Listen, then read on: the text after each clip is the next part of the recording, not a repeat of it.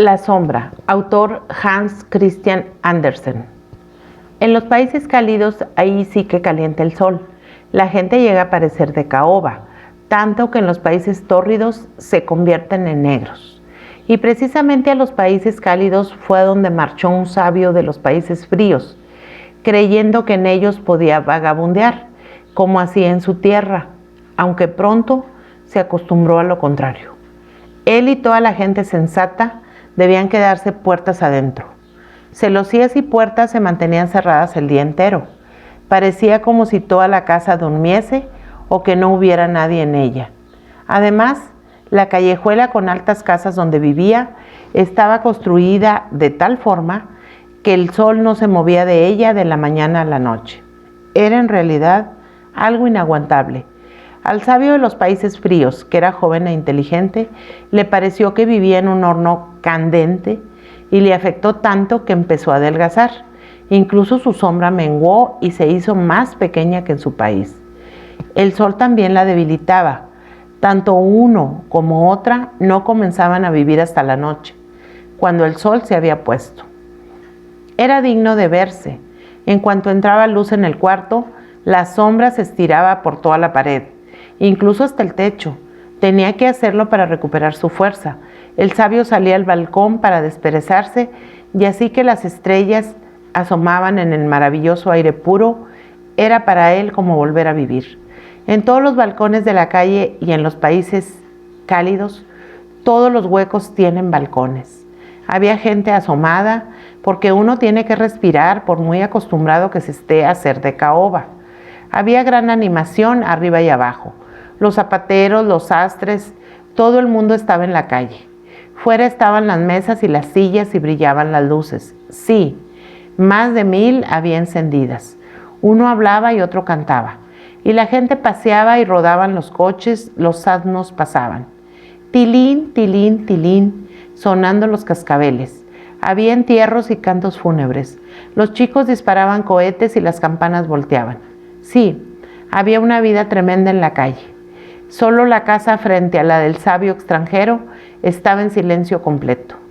Y sin embargo, alguien vivía en ella, porque había flores en el balcón que crecían espléndidamente al calor del sol para lo que necesitaban ser regadas. Luego, alguien debía haber allí. La puerta del balcón aparecía también abierta por la tarde, pero el interior estaba en sombra, por lo menos en la habitación delantera. De pronto llegaba sonido de música.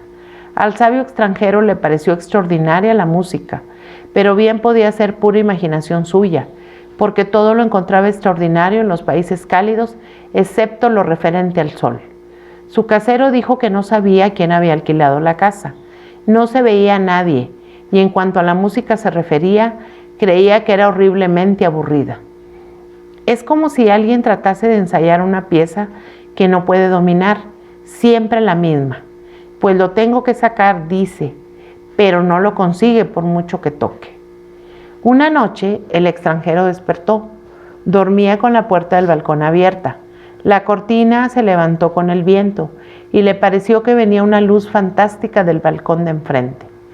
Todas las flores resplandecían como llamas de los colores más espléndidos, y en medio de las flores se encontraba una esbelta, atractiva doncella que parecía también resplandecer. De tal forma le deslumbró que abrió los ojos desmesuradamente y se despertó del todo. De un salto estuvo en el suelo. Muy despacio se acercó a la cortina, pero la doncella había desaparecido. El resplandor se había apagado. Las flores no brillaban, pero seguían siendo tan bonitas como siempre. La puerta estaba entornada y de las profundidades venía una música tan suave y encantadora que inspiraba los más dulces pensamientos. Era, sin embargo, como cosa de magia. ¿Y quién vivía allí? ¿Dónde estaba la verdadera entrada? Todo el piso bajo era una tienda tras otra y no era posible que la gente pasara por ellas. Una noche el extranjero estaba sentado en su balcón, con una luz encendida en el cuarto a espaldas suyas, por lo que, como es natural, su sombra estaba en la pared de enfrente. Sí, allí estaba sentada exactamente enfrente, entre las flores del balcón, y cuando el extranjero se movía, también se movía la sombra, porque así es como hacen las sombras. Parece como si mi sombra fuese el único ser vivo que se viera enfrente, dijo el sabio. Con qué delicadeza se sienta entre las flores. La puerta está entreabierta. Si la sombra fuese tan lista como para entrar, mirar en torno suyo y venir después a contarme lo que hubiera visto. Sí, haz algo útil, dijo en broma. Vamos, entra. Vamos ahora. Y le hizo gestos con la cabeza a la sombra y la sombra le correspondió. Anda, pero no te pierdas. Y el extranjero se levantó y su sombra ya en el balcón de enfrente se levantó también. Y el extranjero se volvió y la sombra se volvió también, por si acaso alguien hubiera estado observando. Hubiera visto claramente que la sombra se colaba por la puerta entornada de la casa de enfrente, al tiempo que el extranjero entraba en su cuarto y corría la larga cortina tras de sí. A la mañana siguiente salió el sabio a tomar café y leer los periódicos. ¿Qué pasa?, dijo, cuando salió al sol. Me he quedado sin sombra. Luego se marchó anoche de verdad y no ha vuelto aún. ¡Qué fastidio! Y eso le enojó. No tanto porque la sombra se hubiera ido, sino porque sabía de la existencia de una historia sobre el hombre sin sombra, conocida por todos en su patria, allá en los países fríos. Y en cuanto el sabio regresara y contase la suya, dirían que la había copiado, y eso no le hacía maldita gracia. Por tanto, no diría una palabra, lo cual estaba muy bien pensado. Por la noche salió de nuevo al balcón. Había colocado la luz detrás de sí en la debida posición, porque sabía que la sombra gusta de tener siempre a su dueño por pantalla. Pero no pudo atraerla, se encogió, se estiró, pero no había sombra alguna que volviera. Dijo, ajem, pero sin resultado. Era un fastidio, pero en los países cálidos todo crece tan rápidamente que al cabo de 8 días observó con gran satisfacción que le crecía una sombra de las piernas cuando salía el sol. Quizá la raíz había quedado dentro. A las 3 semanas tenía una sombra de considerables dimensiones que, cuando regresó a su patria en los países nórdicos, creció más y más durante el viaje, hasta que al final era tan larga y tan grande que la mitad hubiera bastado. De esta forma regresó el sabio a su casa y escribió libros sobre cuanto había de verdadero en el mundo, lo que había de bueno y de hermoso. Y pasaron días y pasaron ya años, pasaron muchos años. Una noche estaba sentado en su cuarto cuando llamaron muy quedamente a la puerta. Adelante, contestó, pero nadie entró. Así que fue a abrir y vio ante él a un hombre tan sumamente delgado que quedó atónito. Por lo demás, el hombre iba espléndidamente vestido. Debía ser una persona distinguida. ¿Con quién tengo el honor de hablar?, preguntó el sabio. Ah, ya pensé que no me reconocería, dijo el hombre elegante. Me he hecho tan corpóreo que hasta tengo carne y ropas. Seguro que nunca había pensado usted en verme en tal prosperidad. ¿No reconoce usted a su vieja sombra? No creía usted que volviera, ¿verdad? Me ha ido espléndidamente desde que estuve con usted. He sido en todos los sentidos muy afortunado. Si tuviera que rescatar mi libertad, podría hacerlo. Y repiqueteó un manojo de preciosos dijes que colgaban del reloj y pasó la mano por la gruesa cadena de oro que llevaba al cuello. ¡Uy! Todos los dedos fulguraron con anillos de diamantes, todos auténticos. No puedo hacerme idea de lo que significa esto, dijo el sabio. Ya, no es nada corriente, dijo la sombra. Pero usted tampoco es nada corriente, y yo, bien sabe usted, desde que era así de chiquito, he seguido sus huellas. En cuanto usted descubrió que yo estaba a punto para ir solo por el mundo, seguí mi camino. Me encuentro en una situación excepcionalmente afortunada, pero me ha acometido cierto deseo de volverle a ver antes de que usted muera, porque usted ha de morir. También me gustaría visitar este país, porque la patria siempre tira. Veo que tiene usted otra sombra. ¿Le debo algo a ella o bien a usted? Hágame el favor de decírmelo. Bueno, pero eres tú, dijo el sabio. Es extraordinario. Nunca había creído que la vieja sombra de uno pudiera regresar como persona. Dígame cuánto le debo, dijo la sombra, porque no me gustaría deberle nada. ¿Cómo puedes hablar así?, dijo el sabio. ¿De qué deuda hablas? No me debes nada. Me alegra extraordinariamente tu suerte. Siéntate, querido amigo, y cuéntame cómo te ha ido y lo que viste en la casa de enfrente, allá en los países cálidos. Sí que le contaré, dijo la sombra y se sentó. Pero antes me tiene usted que prometer que no ha de decirle a nadie en la ciudad, caso de que nos encontremos, que yo he sido su sombra. Pienso casarme. Puedo de sobra mantener una familia. Estate tranquilo, dijo el sabio. No le diré a nadie quién eres en realidad. Esta es mi mano. Palabra de hombre. Palabra de sombra, dijo la sombra, que era lo que le correspondía decir. Era por otra parte de veras notable lo humana que se había vuelto la sombra. Vestía del más riguroso negro y el paño más selecto, botas de charol y sombrero que podía cerrarse, hasta quedar reducido a coronas y alas, sin hablar de lo ya mencionado, dijes, cadenas de oro y anillos de diamantes. Ya lo creo. La sombra iba extraordinariamente bien vestida y era precisamente esto lo que la hacía tan humana. Ahora voy a contarle, dijo la sombra, y plantó sus botas de charol lo más fuerte que pudo sobre el brazo de la nueva sombra del sabio, que yacía como un perro faldero a sus pies.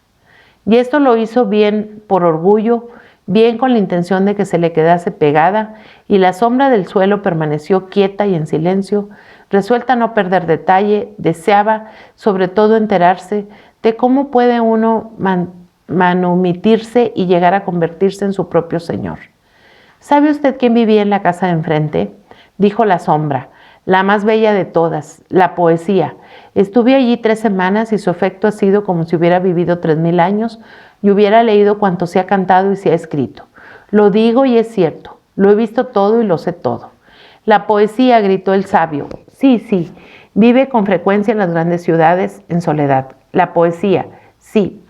La vi tan solo un instante, pero el sueño pesaba en mis ojos.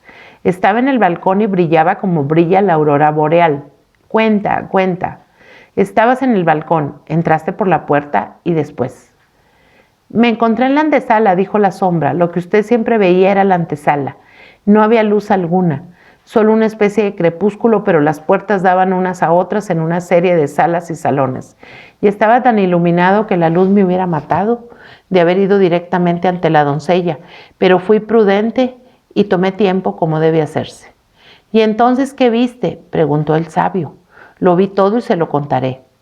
Pero, no es orgullo por mi parte, pero, como ser libre que soy y con los conocimientos que tengo, para no hablar de mi buena posición, mis excelentes relaciones, desearía que me llamase de usted.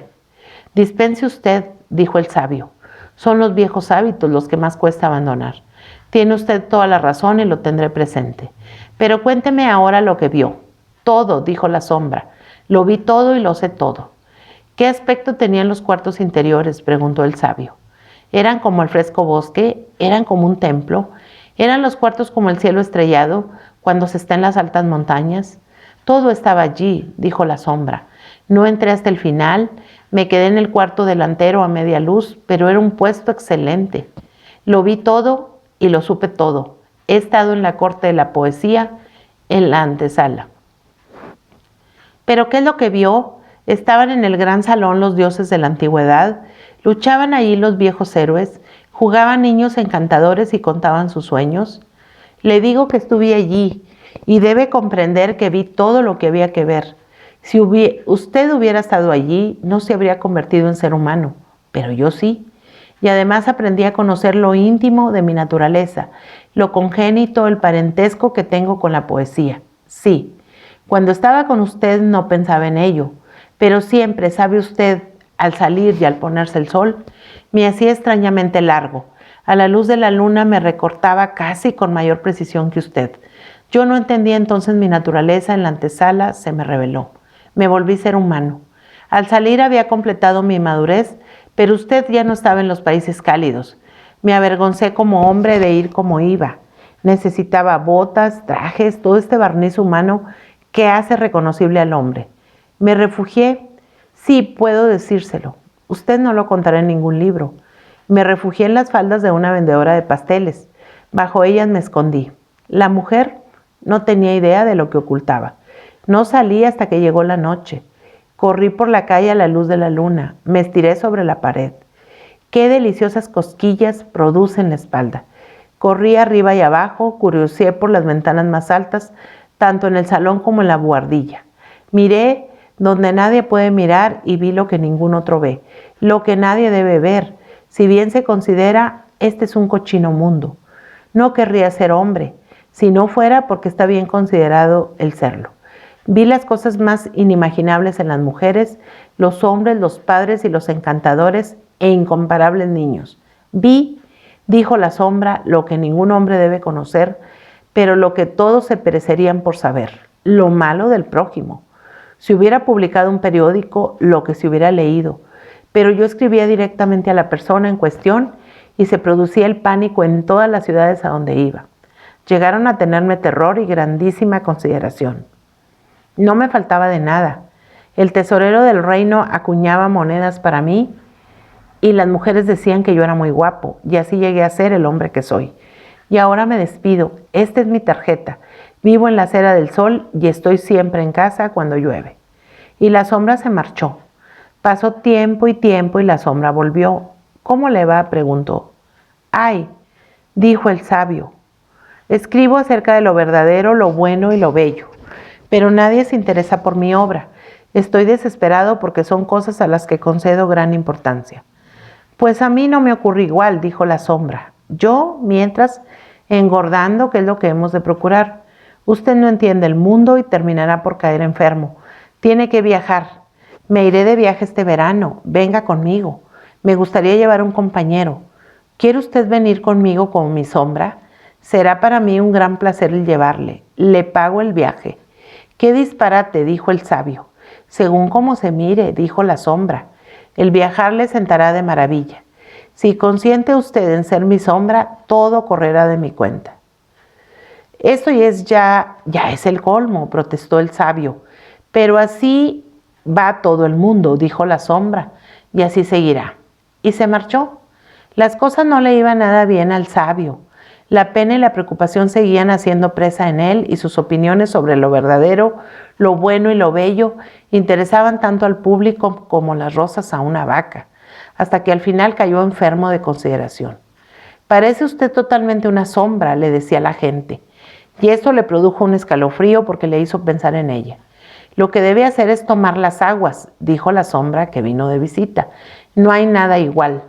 Le llevaré conmigo por el aquel de nuestra vieja amistad. Yo pago el viaje y usted se encarga de llevar un diario, con lo que me resultará el camino más divertido. Quiero ir a un balneario. Mi barba no crece como debiera. Eso es también una enfermedad, y una barba es algo indispensable. Sea razonable y acepte la invitación. Viajaremos como amigos, por supuesto. Y así viajaron. La sombra hacía de señor y el señor hacía de sombra. Fueron juntos en coche, a caballo, a pie, al lado uno de otro, delante o detrás, según la posición del sol. La sombra sabía ponerse siempre en el lugar del señor, mientras el sabio no prestaba atención a semejante cosa. Tenía un corazón excelente y era sumamente cortés y afectuoso, así que un día le dijo a la sombra: puesto que nos hemos convertido en compañeros de viaje y además hemos crecido juntos desde la infancia, ¿por qué no nos tuteamos? Sería más íntimo. En eso que dice, contestó la sombra, que ahora era el verdadero señor. Hay mucha franqueza y buena intención, por lo que seré igualmente bien intencionado y franco. Usted, como sabio que es, sabe sin duda lo especial que es la naturaleza. Hay quien no aguanta el roce del papel gris, le pone enfermo. A otros se les pasa todo el cuerpo si se rasca un clavo contra un vidrio. Lo mismo siento yo cuando le oigo tutearme. Es como si me empujasen de nuevo a mi primer empleo con usted. No se trata de orgullo, sino, como verá, de una sensación. Pero si no puedo permitirme que me trate de tú, con mucho gusto le tutearé a usted, como fórmula de compromiso. Y así la sombra tuteó a su antiguo señor. Qué absurdo, pensó que yo le hable de usted y él me tutee. Pero no tuvo más remedio que aguantarlo. Al fin llegaron a un balneario donde había muchos extranjeros y entre ellos una encantadora princesa que padecía la enfermedad de tener una vista agudísima, lo que era en extremo alarmante. Al instante observó que el recién llegado era por completo diferente a los otros. Dicen que ha venido para hacer crecer su barba, pero yo veo la verdadera causa: no tiene sombra. Llena de curiosidad, entabló inmediatamente conversación con el caballero extranjero durante el paseo. Como princesa que era, no se andaba con muchos miramientos, por lo que le dijo: a usted lo que le ocurre es que no tiene sombra. Vuestra Alteza Real debe haber mejorado notablemente, dijo la sombra. Sé que vuestra dolencia consiste en que veis demasiado bien, pero debe haber desaparecido. Estáis curada. Precisamente yo tengo una sombra muy extraña. ¿No habéis visto a la persona que siempre me acompaña? Otros tienen una sombra vulgar, pero yo detesto lo corriente. Igual que se viste al criado con librea de mejor paño que el que uno usa, he ataviado a mi sombra como si fuese una persona. ¿Ved que hasta le he proporcionado una sombra? Es muy costoso, pero me gusta tener algo excepcional. ¿Cómo? ¿Será posible que me haya curado de verdad?, pensó la princesa. Este balneario es único. El agua tiene en nuestros días propiedades asombrosas, pero no me marcho porque ahora comienza a estar esto divertido. El extranjero me gusta extraordinariamente, con tal que no le crezca la barba y se marche. Por la noche, en el gran salón, bailaron la princesa y la sombra. Ella era ligera, pero más aún lo era él. Nunca había tenido la princesa pareja semejante. Ella le dijo qué país era el suyo y él lo conocía. Lo había visitado en ocasión en que ella estaba ausente. Había curioseado por las ventanas aquí y allá y visto de todo, por lo que pudo contestar a la princesa y hacer alusiones que la dejaron estupefacta. Debe ser el hombre más sabio del mundo, pensó. Tal era su admiración por lo que sabía. Y cuando bailaron de nuevo, la princesa quedó enamoradísima de lo que la sombra se dio cuenta porque ella le atravesaba con su mirada. A esto siguió otro baile y ella estuvo a punto de decírselo, pero mantuvo su serenidad y pensó en su país y en su reino y en las muchas personas sobre las que reinaba. Es un sabio, se dijo, lo cual es cosa buena, y baila espléndidamente, lo cual es también bueno. Pero me pregunto si tendrá conocimientos profundos, y eso es también importante. Intentaré examinarle. Y entonces comenzó poco a poco a hacerle las más difíciles preguntas que ni ella misma hubiera podido contestar. Y la sombra puso una cara sumamente extraña. «No sabe usted la respuesta», dijo la princesa. «Lo aprendí de párvulo», dijo la sombra. «Creo que hasta mi sombra, allí junto a la puerta, sabrá contestar». «Su sombra», dijo la princesa, «sería en verdad extraordinario». «Bueno, no digo que lo sepa», dijo la sombra, «pero creo que sí. Me ha seguido y oído durante tantos años que creo que sí. Pero vuestra Alteza Real permitirá que le advierta que pone tanto empeño en hacerse pasar por una persona que para tenerle de buen humor, y debe estarlo para contestar bien, ha de ser tratado precisamente como una persona». «Me complacerá hacerlo», dijo la princesa, y se acercó al sabio que estaba junto a la puerta y habló con él del sol y de la luna, de unos y de otros, y él contestó con todo acierto y cordura. «¿Cómo será este hombre cuando tiene una sombra tan sabia?», pensó ella. «¿Será una auténtica bendición para mi pueblo y mi reino si lo elijo como esposo?». Y ambos estuvieron de acuerdo, la princesa y la sombra, pero nadie debía saberlo antes de que ella regresase a su reino. «Nadie, ni siquiera mi sombra», dijo la sombra, y tenía sus particulares razones para ello. Tras esto fueron al país donde reinaba la princesa una vez que ella había regresado. «Escucha, amigo mío», dijo la sombra al sabio. «He llegado a ser cuán afortunado y poderoso puede ser un hombre. Ahora haré algo extraordinario por ti. Vivirás siempre conmigo en palacio, irás conmigo en mi carroza real y tendrás 100,000 escudos al año, pero permitirás que todos te llamen sombra. No deberás decir nunca que fuiste hombre, y una vez al año, cuando me siente al sol en el balcón para mostrarme al pueblo, tendrás que tenderte a mis pies como debe hacerlo una sombra. Has de saber que me caso con la princesa. Esta noche será la boda». «No, eso es monstruoso», dijo el sabio. «No quiero, no lo haré. Sería defraudar al país y a la princesa. Lo diré todo, que yo soy el hombre y tú la sombra, que apenas eres un disfraz». «No lo creerá nadie», dijo la sombra. «Sé razonable o llamo a la guardia». «Iré a ver a la princesa», dijo el sabio. «Pero yo iré primero», dijo la sombra, «y tú irás al calabozo». Y así fue, porque los centinelas le obedecieron al saber que iba a casarse con la princesa. «Estás temblando», dijo la princesa cuando la sombra fue a visitarla. «¿Ha ocurrido algo? No irás a ponerte enfermo esta noche en la que vamos a casarnos». «Me ha sucedido la cosa más terrible que puede ocurrir», dijo la sombra. Imagínate. Claro, una pobre cabeza de sombra como esa es incapaz de resistir mucho. Imagínate, mi sombra se ha vuelto loca. Cree que ella es el hombre y que yo, imagínate si puedes, que yo soy su sombra. ¡Qué horror!, dijo la princesa. ¿Lo habrán encerrado, supongo? Sí. Me temo que nunca recupere la razón. Pobre sombra, dijo la princesa, qué desdicha para él. Sería una verdadera obra de caridad liberarlo de la mezquina vida que lleva, y cuando pienso en ello, creo que se hace preciso el quitársela con toda discreción. Resulta cruel, dijo la sombra, porque era un buen sirviente, y pareció dar un suspiro. ¡Qué nobles sentimientos!, dijo la princesa. Por la noche, toda la ciudad estaba iluminada, y los cañones hicieron pum, y los soldados presentaron armas. ¡Qué boda aquella! La princesa y la sombra se asomaron al balcón para mostrarse y recibir una vez más las aclamaciones. El sabio no se enteró de nada porque le habían quitado la vida.